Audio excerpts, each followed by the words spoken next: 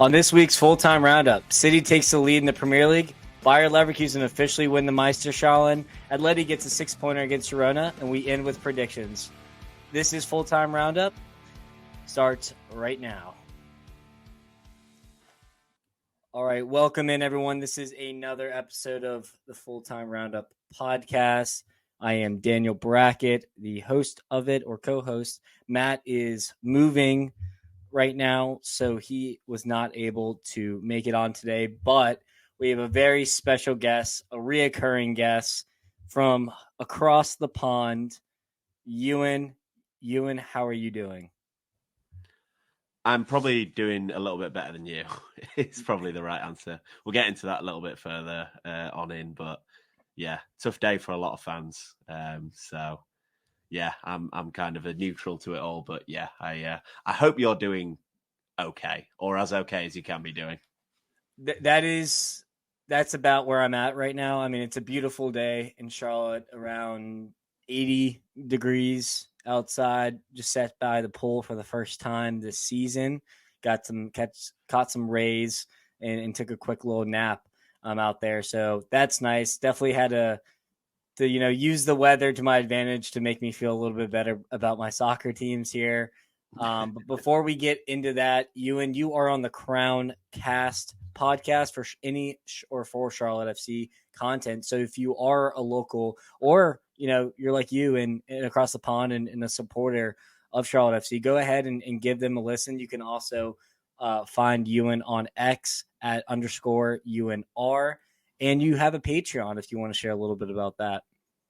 Yeah, we just started up the Patreon for this season.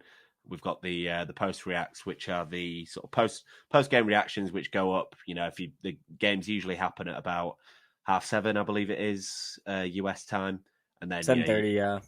There you go. Yeah, you go to the game or you watch the game on Apple. You go out, you enjoy the rest of your Saturday night, wherever it may be, and then when you wake up Sunday morning, you've got the post react waiting there for you. So yeah, that and amongst other things that we put on there, just little player analysis stuff, little bits of general analysis that we do is all there on the Patreon, which I believe standard sign up is about $5. So yeah, like people say, a cup of coffee's worth, and you can get some good analysis from us. Yeah, and obviously this season's got going pretty decently well. Good result last night, and yeah, long may it continue. Absolutely. So definitely go subscribe to the Patreon. Only $5 a month. So is it $5 a month? Is that okay? Awesome. So yeah, no, that is an absolute steal for some great analysis for Charlotte FC, and hearing you talk tactics is always a pleasure for me to listen to when we're tuning into that. So definitely go check that out. But Euan, let's go ahead and dive into a wild weekend of football here. I mean, we were blessed with some great midweek football as well, and it went right into the weekend, especially here in the Premier League, as the race takes another turn here.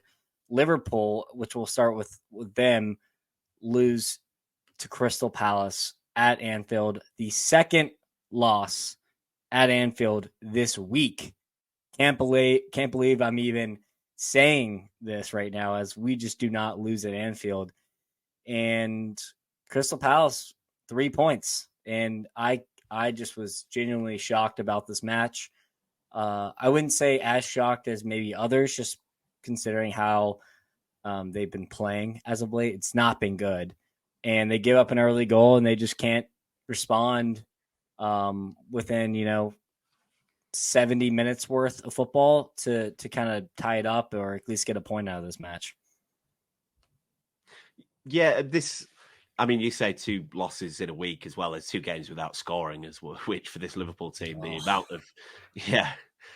of chances that you generate, and you saw it today, how many chances you generate. This is a team that I've obviously voiced a little bit of skepticism about, just kind of in a title winning view. But the one thing that there was never any doubt about was the fact that you could score goals, and that's something that I kind of came to grips with about a month ago. With like, okay, this team plays very open. They'll let things come their way, but they'll always generate chances. And my thought that if you were going to slip up, it was going to be a 3-1 loss, a 3-2 loss, whatever it may be. I didn't really have this in my mind as something that would happen if you were going to fall fall a few points short of the title, that you would lose 1-0 to a team like Palace at Anfield. Yeah, it was a strange one. I suppose you do have to give a little bit of credit to Palace and Ollie Glasner, who, since he took over there, has kind of gone about his business pretty quietly, because Crystal Palace have done the typical Crystal Palace thing of being just a decent amount away from relegation and also a decent amount away from Europe. So no one's really quite sure what's going on there. But it was a hell of a game plan. I thought they generated really good chances within the first 30 minutes, and then they did what they had to do for the rest of the game in terms of sitting deep. But even sitting deep, they surrendered a really, really strong amount of chances, which Liverpool are always going to do. But my main thought around this, obviously these games happen sometimes. You lose a game which you should win. You have about 4 times the XG, whatever it may be, a load of chances. It's just come at a difficult time because obviously Alisson Becker was in goal today. Trent came off the bench. It just felt like if you could have stayed right there as the team got fit and healthy, you were ready for the home stretch. You're ready for the home straight. And now with what happened in Europe, paired with this, it's going to take hell of an effort to get back in there, I suppose. But yeah, you've been kind of piecing everything together. It's been kicking and screaming, and all it would have taken was just 2 more weeks of being able to do that again, and then you would have your fully fit squad to keep going at it. But yeah, this is what you and the rest of Liverpool fans have been talking about for a long time, that you've been kind of piecing everything together, and before you could get everyone healthy, and now it's all not fallen apart, but it's been a tough week, and it's fallen apart. It's definitely fallen apart. Let's be honest here. I mean, as my good friend Danny Brams would say, it's an airplane, and parts are just flying off as you're kind of trying to land the plane. It's not good. It could be a crash landing here, and it's starting to look more and more like it. You mentioned not scoring. When it comes to the Atalanta game, we had some chances, but not that many chances. Yeah, not the extent of today, was it? Exactly. Today was just, it was just like, sometimes you just have one of those days where you literally cannot, no matter what you do, you can't put the ball in the back of net.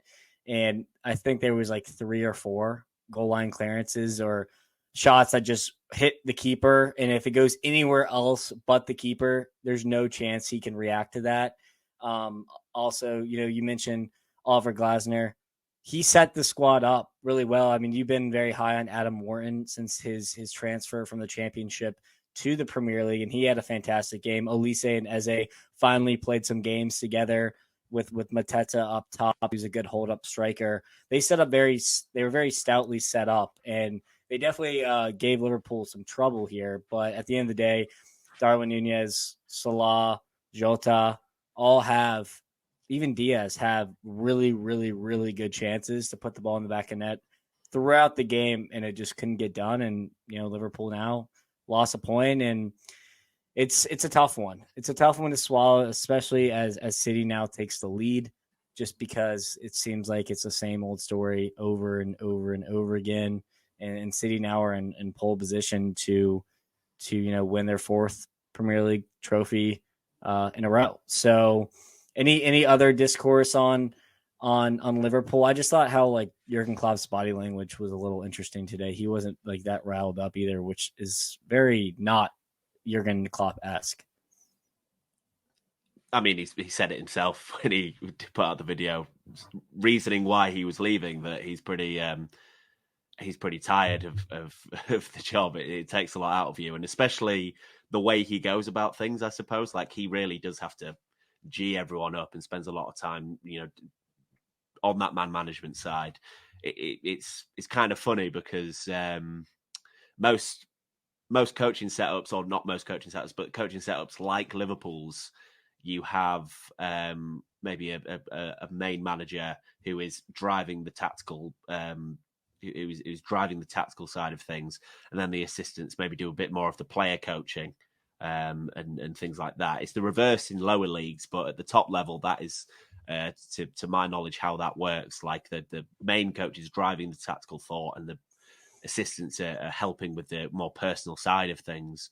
Whereas at Liverpool, from listening to people who are in the know with this kind of thing, the idea has been that Pep Lijnders has driven not only the tactical side of things and taken a lot of responsibility with that, but also with recruitment. He's done a lot on that side as well, and been kind of the harsh assessor of players. And then Jurgen Klopp, with his personality and the force of nature that he is, has been able to galvanize everyone on the other side of that and be the figure that he is. And they found a perfect marriage with that. And I guess that's maybe taking its toll on him, and he's struggling to balance that at this stage. And yeah, it's just kind of a little bit sad overall for Liverpool fans and general people who like Klopp, and I obviously like Klopp a lot, that that they're going down, or looking like they're going down the way that they are. But I still think they'll fight back. There's a lot of football left to be played. I know that there'll be a bite back from this, and although a lot of fans don't think it'll happen, I know that there's this City team doesn't strike me the same way that previous City teams have. I do think that they have a bit of they'll have a slip up in them at some stage, probably, even though I almost feel stupid for saying that. But yeah, I'll say on Palace as well. You mentioned Adam Wharton there, who's someone that I'm high on, and also Elise and Eze, the players that have also come from the Championship. And I was thinking about this in the general context of the summer transfer window that we're coming up to now. And signing players from the Championship, like Victor Gyökeres, Sporting Lisbon, obviously incredible amount of goal contributions, and his price tag is tripled, if not quadrupled, off the back of playing for Sporting Lisbon. And don't get me wrong, Sporting Lisbon are a better club than Coventry. They're a bigger club than Coventry, no doubt about it. Is the level of opposition he's playing against week in, week out better than the opposition he would have been playing against in the Championship? And the team that he's playing for is obviously better than Coventry. So he's playing in a better team and getting these chances. But his value has gone up massively, and he might not actually be doing it at a level which kind of says more about him. So these Championship players, it really is you're battle tested if you're from the Championship. Like Adam Wharton will come into Crystal Palace and he'll be playing better teams, but he'll have played in a physical league. He'll have played at a league that plays at a high tempo. Like, it's no surprise that these Championship players, very often the young Championship players that are signed and are of that top quality in the second tier, they come up and they do make the grade. It's very rare that they don't. Like Morgan Gibbs-White, he goes to Nottingham Forest after playing really well for Sheffield United and immediately is great. So we've spoken about this before, the physicality of that league, what it means for going up. But yeah, I just think Adam Wharton's another example of it. And yeah, he was brilliant today, and he'll be someone to really focus on when Eze and Elise eventually move on, which it seems like that's part of Palace's plan. They probably will. And he'll have to step up. So yeah, that's the exciting stuff when it comes for Palace. And yeah, he was really good today. So yeah, I just thought that was worth mentioning. When it comes to Gyökeres, I definitely value, Alexander Isak more, as well as, probably like Victor Osimhen, obviously. And you could probably rattle off a few more names in terms of probably better strikers than Victor Gyökeres. Gyökeres has just had a magnificent season with the numbers he's having. Obviously, he's the talk of the town right now and where he's going to go in the summer. But I if I'm, you're asking 75 million to 100 million for Gyökeres and probably the same for Alexander Isak, I'm pulling the trigger on Isak every single day of the week, because he's been battle tested, like you said, in those leagues. Now, there was another team that did lose today as well in the top three, and that was the Gunners. They lose at the Emirates against Aston Villa in a really fun game. And Villa hit the crossbar and the post twice as well. So this could have been worse for Arsenal fans. But were you surprised by Aston Villa's performance, as both teams played midweek in Champions League as well as Europa League? Were you surprised by an Emery revenge game against his former club, or were you kind of expecting a little bit of reversion to the mean when it comes to just how Arsenal have played the last week? And they haven't been in a losing position all of 2024, which is a remarkable stat that was mentioned on the cast today. So share your thoughts and insights about that game. I was surprised by the result because I thought Arsenal would win. And I thought that they would win and keep a clean sheet because that's kind of what they do. So that's their MO, yeah. Yeah, I was kind of signed up for that to be the case until I'm proven otherwise. And obviously today proved otherwise. But I wasn't surprised with the way that Villa set up.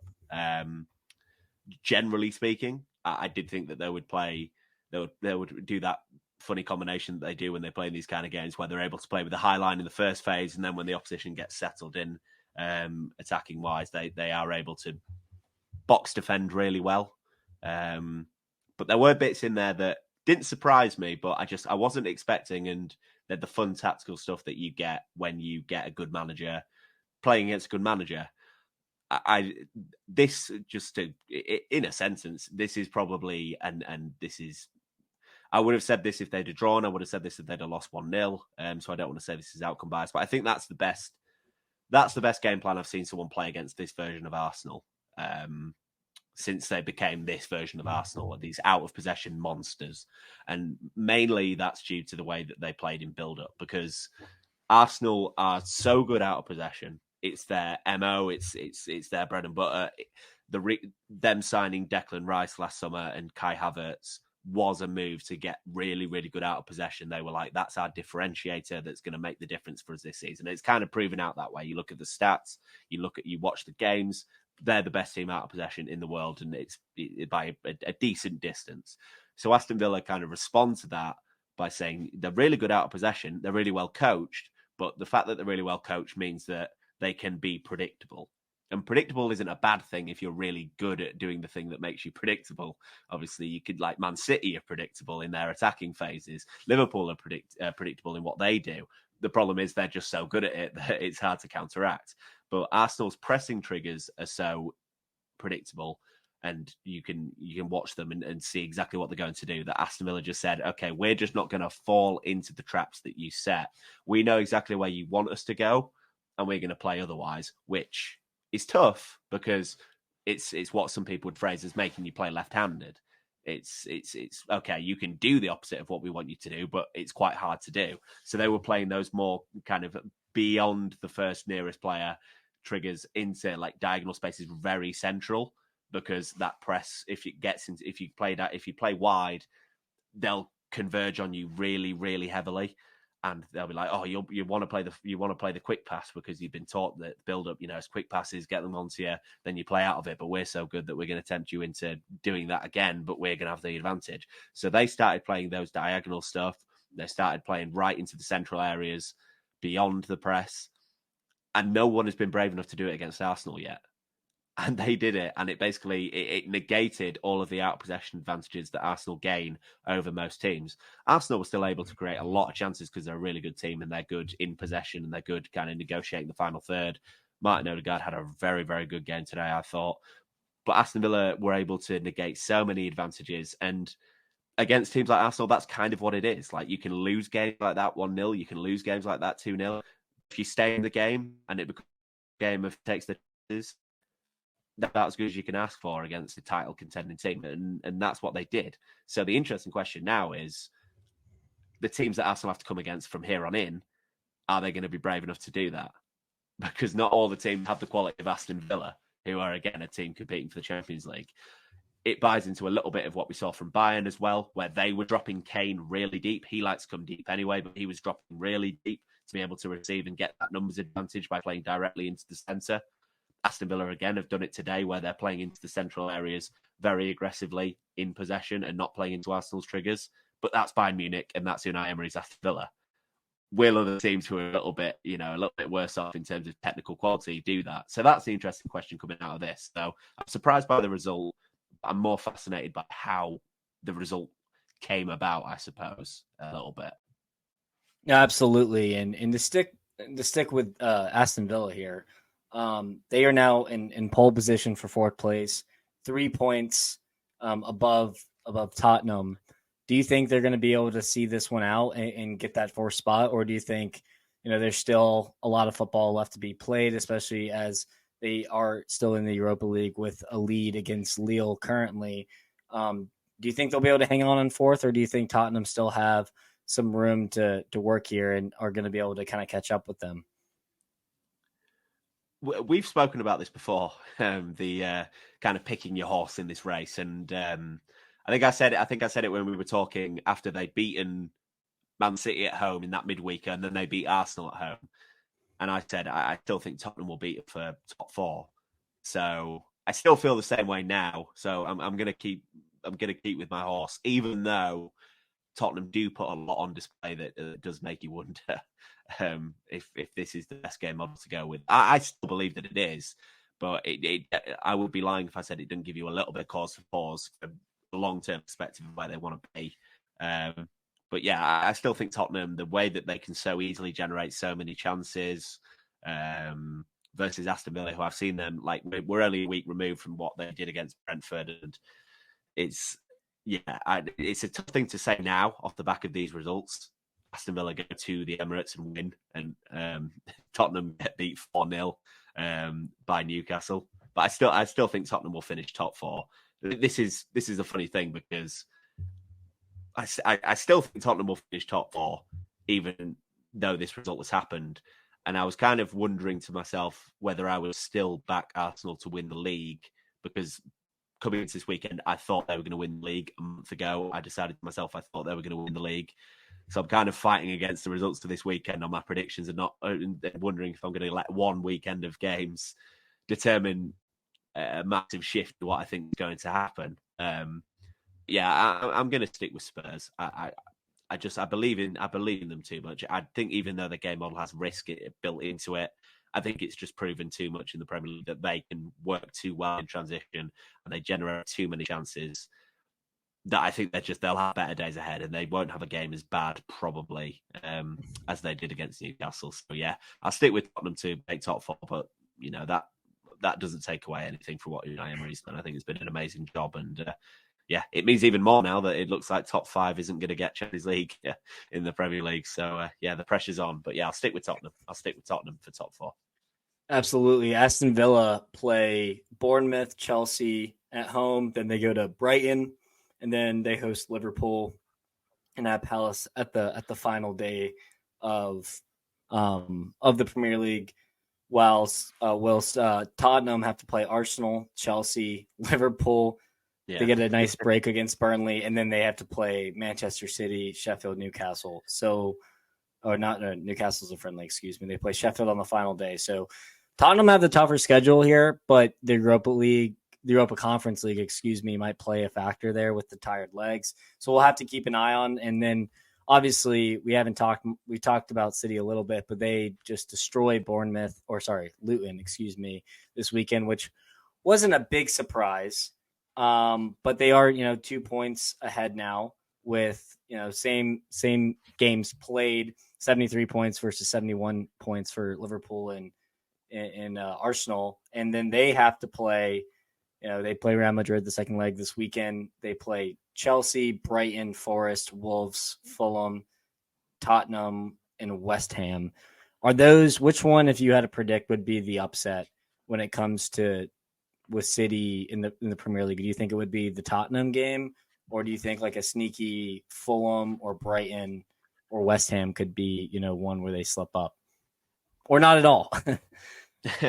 Well, I know the Tottenham game is the one that Man City fans would be worried about the most, because I don't know if you're familiar with the awful record that they have playing away at Tottenham. Like, it's kind of a thing that no matter what situation Man City are in, no matter what situation Tottenham are in, whenever they play away to Tottenham, they lose. That just seems to be what happens. In Champions League as well, they lose 1-0. Whether they've got a caretaker in, they lose. Nuno's first game, they lose. Like, I know that's the game that their fans are worried about the most out of all of these. Just kind of thinking of it from like a sort of a setup perspective. It is probably that game, just by the fact that they are the best team that they have to play, and they're playing them away from home. But in second, I'll probably say it's that Forest away game. I think playing again, Nuno in charge there. That's the team fighting for their lives, and I like that team. I like that. I don't like that team. I like their attacking talent. I like Morgan Gibbs-White a lot. I like Alanga a lot. And this Man City team isn't the transition negating rest defense monsters that they were of last season, which is the main reason why I'm a little bit lower on them than I think most people are, even though I still think they're a great team and I love Pep and everything like that. They're just rest defense wise, transition wise, they're more open than they were last season when they won the treble. And Anthony Alanga could potentially eat that up. Gibbs White could potentially eat that up. So yeah, Tottenham on paper is the hardest game. I would agree to that as well, just in terms of the quality that they have. They can generate a load of chances. But if I had to pick another one, it would probably be that Forest game. I could see that being, I could see them causing them problems. But yeah, I suppose the smart money is on them not dropping any points at all, which is the way that it seems that most people think it's going to go. Yeah, that's definitely the logical route in terms of how to predict Manchester City games. But you talked about Forest; they get a big point here this weekend. Put themselves 1 point ahead of Luton on top of the relegation zone. Gio Reyna got some minutes and had a pretty good game, so I was very pleased with that as an American fan, obviously. But now you have Luton on 25 points in the relegation zone, Forest with 26, and then Everton with 27, who play tomorrow against Chelsea. Are you backing, we talked about the horse reference, are you backing Luton to go down, or do you think Everton or Forest have just as equal opportunity to be able to be sent back down? The tough thing with this is the points deduction situation, isn't it? Because it seems like that can change at any moment. The points totals that these teams are on. But if there aren't any more points deductions, if everything kind of stays as is, I think the current bottom three will be what it looks like at the end of the season, which will be strange because obviously it'll be the 3 promoted teams coming right back down. What that says about the situation of football in England, I'm not sure. It could be it could be just a one-season outlier thing.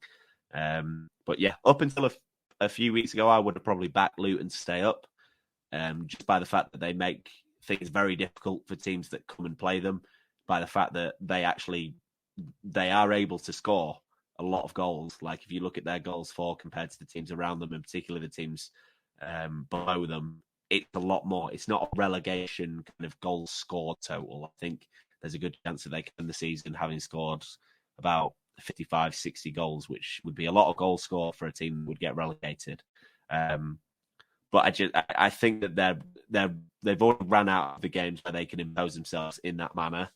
And yeah, it's going to be a little bit of a case of bad luck. I think if you go through their games at home this year, you can pinpoint a lot of games where if football matches ended on the 85th minute, they'd be winning. Yeah, exactly. They would be flying. Or a draw at least. They love giving away a lead. I couldn't agree more. Exactly. They'd have a lot more. And maybe that says something about their game management. Maybe that says something about the team and the fitness. I don't know. But yeah, a few weeks ago, I would have probably backed Luton to stay out of this. But at this stage, I don't know. I look at Nottingham Forest and their setup and the players that they have, and look at the fixtures and compare the two. And yeah, I think Luton are not going to have enough, and it'll be a shame because they've given it a hell of a shot this year. But yeah, that would be my prediction that would be the bottom three. The 3 promoted teams go right back down.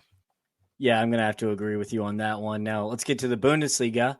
Bayer Leverkusen continue their historic season, 43 games, unbeaten, winning the Meisterschalen. They did it in absolute style with a 5-0 win against Werder Bremen. Florian Wirtz with a beautiful hat trick on the day, just an unplayable player, especially coming off an ACL injury. What he's done is so impressive.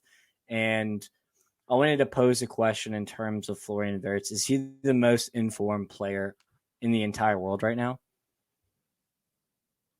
I mean, I think he's one of the best players in the world right now. In terms of form, I suppose that's a hard one to define, but he's definitely... I would probably give it to him just off the fact that this has been an incredible streak of month-on-month performance from him. In possession and out of possession, which really bodes well for the rest of his career in terms of the ceiling that he can hit.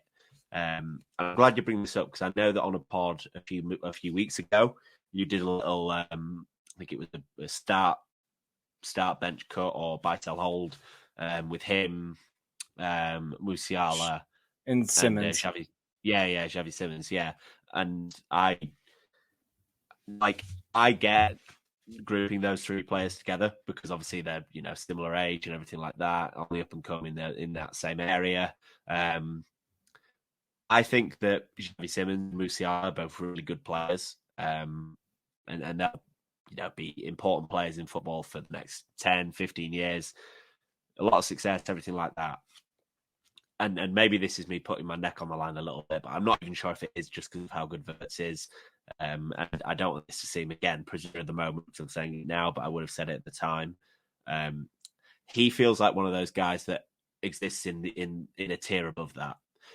He feels like someone who can really, really be one of the most important, one of the top best players in the world for that extended 10-year period. And it's really, I try not to say those kind of things about young players, because there's just so much stuff that can get in the way. There's fit. Maybe he takes a bad move. Like, imagine if he takes a move to Man United or a Chelsea for whatever money, because it's the best thing financially, and it ends up kind of derailing him because he'll have 4 managers in 7 seasons or whatever it may be. Or injury. You mentioned the ACL there. There's so many things that can get in the way. I just watch him, and I think that he has a level above with his play that means that he's just not someone that is going to be, he's going to be a great player, he's going to be this, going to be that. He reminds me of when you watched Foden like 4 or 5 years ago. Like, this isn't just like a great young player. It's like this is someone who's going to be really, really good. Like, this is top level. He won't just be in a squad of good players. He could be the best player on a really good team. I suppose he already is the best player on a really good team, but I mean, on a consistent basis, that's who he could be. So you say the most informed player in the world, I'd give it to him, because I'm just happy to give him all the flowers, because I absolutely love him as a player. And if it comes to, sort of buying stock on a guy, give me all of it. I really think he is top, as good as you can get in terms of a player his age. I think he's so good.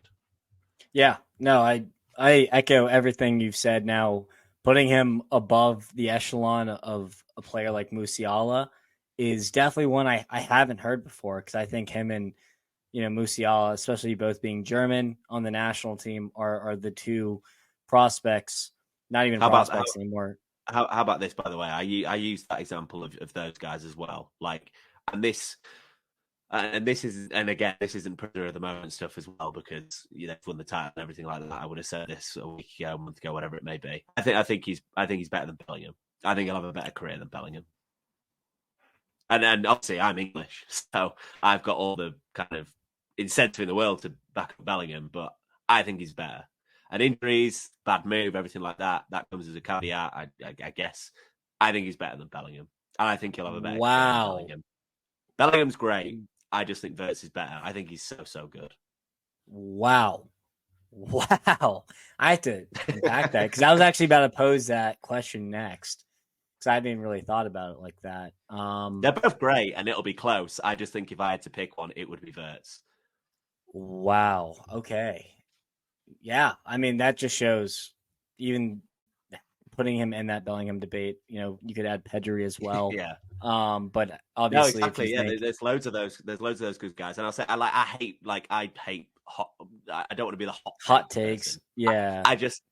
They're always fun, but I stay away from them generally. That's just kind of how I feel, and I almost felt like I'm trying to kind of put my point across of how much I like Wirtz and what I think of him.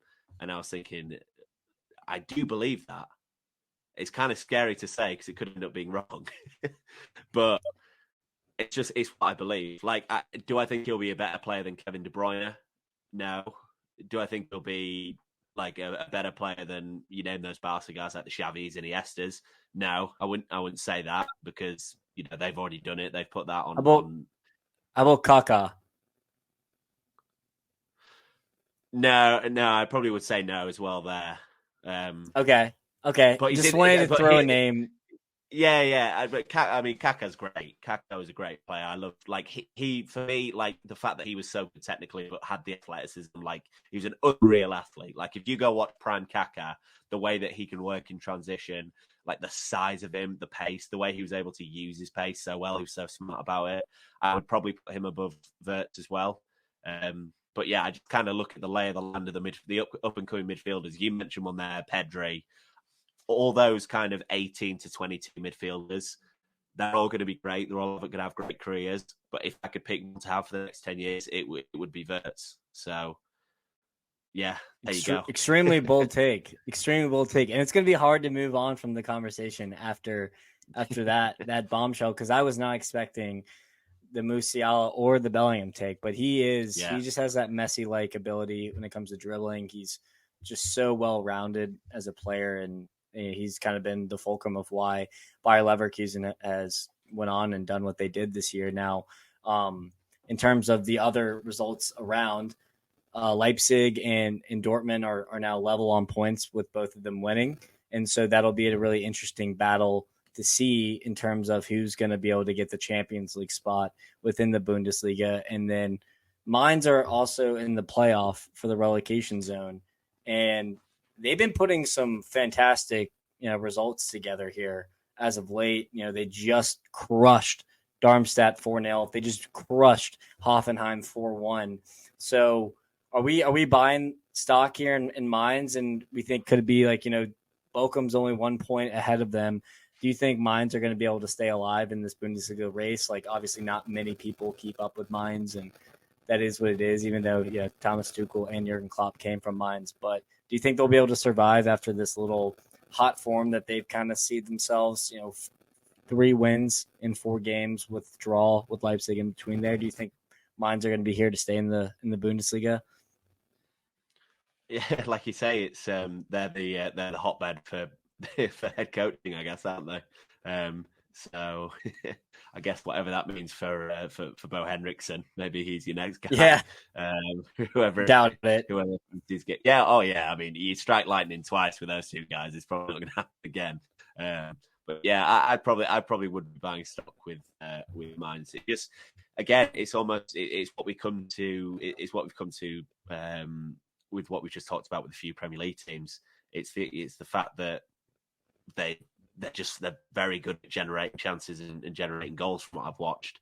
I know there's a bit of bias to that with the amount of goals that they've scored of late, but it doesn't overall seem like a fluke. I know there's a little bit of built in with that, and the XG numbers don't quite line up. But from what I've watched of them, it definitely feels like they're good value for their goals. I think they've got Amiri in the midfield as well, who's a player that I like. So I alongside with him, they've got there's just a decent amount of quality there. And when it comes to the Bundesliga, I think you can generate chances and you've got player quality, because games can often become very untactical is probably not the best word, but the transitional nature of it, it's hard for tactics to dictate it. So then player quality becomes of a full premium. It's kind of the football that a lot of people mention that they kind of miss from 15 years ago or so, because the games that become that they're almost lawless. The fact that you have a go and then we have a go, it's that basketball nature. So yeah, I would back them. I would back them to get out of this, just because I think they have the player quality. I think they can generate goals, and yeah, I just think that there's teams down there that are worse than them. So that'll even out over the next few games, and yeah, they'll be able to miss out that dreaded Bundesliga playoff relegation game. Which that's football, never a lottery, but if you could get the closest thing to it, it's probably that game, isn't it? No, absolutely. And then to pivot to the La Liga race here, Barcelona get a big win. So do Madrid to keep pace with Madrid. And you mentioned El Clasico next weekend. So that'll be all eyes on that to see if Barcelona can, perform a 6-pointer there to make this La Liga title race interesting. But there is an interesting battle going on for the race of third place here. And Girona slip up against Atletico Madrid, that is, to give them a lifeline here to see if they can kind of keep up with Girona. They are now 4 points behind Girona, level on points. Athletic Bilbao obviously fumbled the bag with a man up against Villarreal, so they're looking less likely to get that third spot here. Now 3 points behind, or 4 points behind Atletico Madrid. But Diego Simeone continues, do not count this man out, continues to prove the haters wrong. And they beat Girona pretty handily 3-1 here, even though Girona did go up first from an Artem Dubovnik goal here. Do you think Girona are going to be able to hang on to that third spot, or do you think Atleti it's inevitable? 4 points The behind, tough by thing, the way. yeah, yeah. They got a decent enough gap, which means that I probably would back Girona to hang on. The problem being that these are two tough, two teams that you wouldn't really want to back, just kind of generally speaking, because Girona obviously they have the hot start, amazing, the fairy tale, and then they kind of fallen off. So you kind of wonder like how far is that regression going to go? How far is the fall off going to go? And then you have Atleti, who just game to game, you don't know what team you're going to get at all. Like I've watched them in games where they have looked fantastic and disciplined, and the amount of men that they're able to get behind the ball in transition, and the threat that they've been able to pose in attacking transition, like just to the letter, Simeone's Atleti that you become used to, all the threat and all the security that you would be used to with those guys. And then in the same season, I've watched them just have awful results. I watched them play against Barcelona. I wasn't that impressed with how they played in that game. I've watched them play when they played Sevilla about 2 months ago. They weren't that impressive in that game. They kind of crashed out the Copa del Rey in like not embarrassing, well, pretty much embarrassing fashion against Bilbao. They really didn't put up much of a fight over those two legs. And then you get them in the Champions League, and they can knock out a team like Inter, who are probably one of the they could well be the best team outside of the Premier League. So that nature to them, on top of the fact that they are still in the Champions League, and that'll be where a lot of the focus is. And I don't think many people would be betting against them making the semi-finals with them having that goal lead over Dortmund. I feel like Simeone with a goal lead going into the second leg. That's you would bet them to find a way to get through that tie. So no doubt, those factors combined. I mean, they'll do enough to hang on to fourth, so they'll make top four. But to catch Girona in third, where that is Girona's only focus, and that would be massive for them to kind of be the best of the rest outside of the two Clasico teams, Barca and Real Madrid. That would be massive. So yeah, I would back Girona to finish third in this and keep that spot, even though I'm not too sure how far they can fall from here, given the fact that they don't really have the same. They're definitely not the same team from November time. We'll say that. Yeah, no, and Matt definitely is a believer in Atleti catching him up. I'm starting to be a convert as well. But it really depends on the second tie in the Champions League to see if they're able to advance in the Champions League. That will be, probably the biggest factor in this race. But it's going to be an interesting race. I'm kind of in the middle here as a neutral at this point with 4 points, but they definitely took a step in the right direction by getting that 6-pointer this weekend. And then in terms of Serie A, that race is well over, especially with Inter Milan drawing Calgary today, which was a little bit of a surprise in terms of even not getting a win against Calgary. And then AC Milan are kind of the best of the rest with a 6-point gap on Juventus draw, Bologna draw. Roma's game was postponed, but it was at a draw when the match ended. I think they had like 10 more minutes left due to Indica collapsing on the pitch. So obviously prayers to him and his family. Hopefully he'll be okay. But in terms of, I know you're a Juventus supporter. Do you think Juventus are going to have enough to keep third here and to keep their distance from Bologna, as Bologna have been stuttering as of late, but have been also a fantastic story in the Serie A? And would you like Thiago Motta to be your coach for Juventus next season? I mean, it seems inevitable that that's going to happen. So I've started piecing together my thoughts on that generally over the last few weeks. I mean, most of the big media in Italy is reporting that that'll be the case, but the strange thing with Italian media is that it's very different from other countries' media. If a football manager goes into a shop and buys a coffee, then that's news in Italy. It's almost like everything has to be on the public record. So I guess that the fact that they're reporting the Thiago Motta stuff must mean that it's pretty well sorted, and it would make sense if that would be the case. I don't feel too strongly about him in terms of a positive nature or a negative nature. I'm kind of neutral on him. I've enjoyed what he's done with Bologna this year. His profile as a manager, I think, is exactly what Juventus need.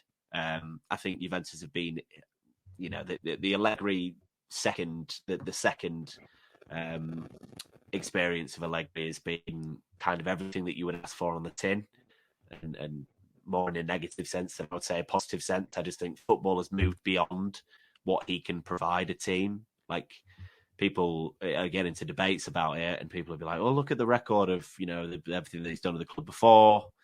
But football's a very different game now than it was sort of 6, 7, 8 years ago, and it's time to kind of adjust to that. And that means that some of the young coaches coming up deserve the chance. It also means that some of the more experienced coaches that have been maligned for a long time for their style are coming into fashion. So I would have accepted either. But Thiago Motta, I'd be happy with him to come in. There's an aggressive nature to his game model that I generally like. There's a relationist model. There's a relationist element to his model that I've seen that I'm not as big a fan of. I think the team could be susceptible in transition if we go that the full way with that. But yeah, I'm happy for him to come here and kind of work out that full game model here and kind of work out the cracks in it. Give it a season or two to kind of figure out how you can win at the top level with top tier talent. Which, I mean, if he comes to Juventus, for as bad as we've been, there's still a load of great players there and a load of great young players that he can get him. He can get his hands on and mold and everything like that. So yeah, I'm generally I'm generally pro move of bringing him to Juventus. Whether I think Bologna will catch us up, I just think Juve have got enough in them to kind of keep that arm's length from them. I think the real problem is that Bologna may fall off and that Roma will catch them for top four. Obviously, the situation with Roma at the moment is a pretty sad one, and you mentioned there that all the thoughts go out there. But if they can recover from that, from a squad chemistry perspective and just from the emotional perspective of that, I'm not big on Daniele De Rossi as a coach. I think there's a little bit of a bump there from new manager bump, everything like that. I'm not too enamored with him tactically, but he's done what needed to be done. He's set that team out and playing to the player talent strengths, which it's the bare minimum for coaches, but that bare minimum is a little bit too much for some coaches, it seems. So I would think that Bologna probably need to worry a little bit more about fifth than they do about aiming for third. But it's an unpredictable league because I've tried to call this league many times before and where teams will finish, and I've not done a good job of it. So I'm not going to be putting any money down on how this is going to end. I'll say that much.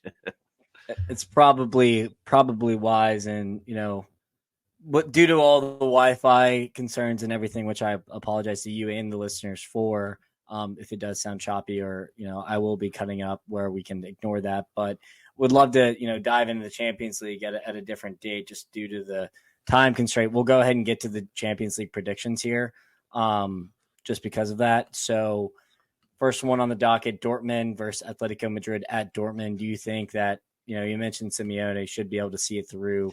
Are you going to back Atletico here to go through with the tie? I mean, this is a game where you could really see it ending 0-0. Like, if this game gets to halftime 0-0, a lot of obviously that a lot of second legs that can happen if the game state's not there. Or Champions League games, knockout games in general, you get to halftime 0-0. No one wants to make a mistake. General knockout games. If the game gets to halftime at 0-0, then I would back it to finish 0-0 at full time. So yeah, I'll just fully go with it. I'll say this game ends 0-0. That sounds like an absolute nap game to me. And I had to agree here. Very cagey teams. I think Simeone is just going to really sit back and invite Dortmund to try to beat them and break them down. And I just don't see it happening. We also have on Tuesday, Barcelona versus PSG. Barcelona at home with a 3-2 lead here. Do you think Barcelona, even though they're not at the Camp Nou, do you think they'll be able to get this win here? For me, this is the hardest game. This is the game I have the worst read on. So the opinion I have of this is the one that I feel the weakest about. I do like this Barca team, just in terms of the players. There's loads of quality there. I just wonder about the game management from Xavi's perspective of how he goes into this, having a lead, but also fearing Mbappe and everything like that.